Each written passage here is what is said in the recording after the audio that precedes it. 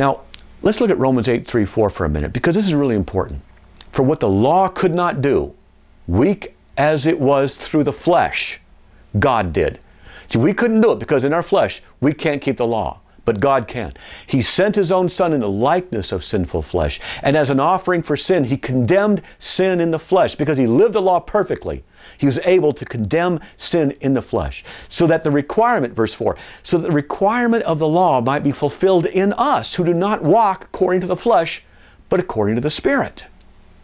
This is why it says in Philippians 3:9 that we have a righteousness that's not our own. We have the righteousness of Christ, who lived the law perfectly, who satisfied the law perfectly. Therefore, salvation is by grace through faith. Grace is the unmerited favor of God. And it's by faith, even the faith that He grants to us. He grants what we believe, Philippians 1:29. His grace, through the faith that we have, is what saves us.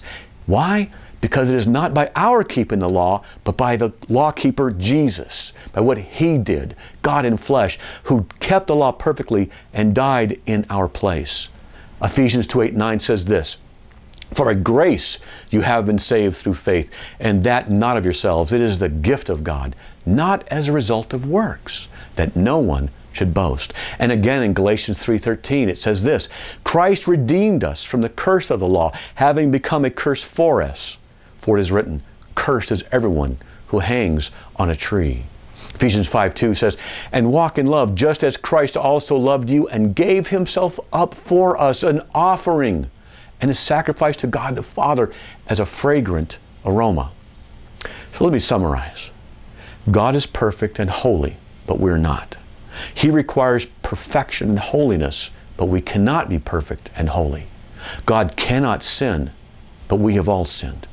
Since we cannot keep the law perfectly and please God, the only one left to keep the law is God Himself. This is why Jesus, who is the second person of the Trinity, became flesh, fulfilled the law, and died in our place. The true gospel is that God became one of us, did what we could not do by living sinlessly. He then died on the cross and rose from the dead.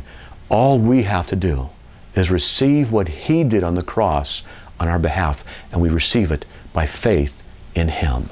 And that is why God had to be the one who died for us. And we can't save ourselves.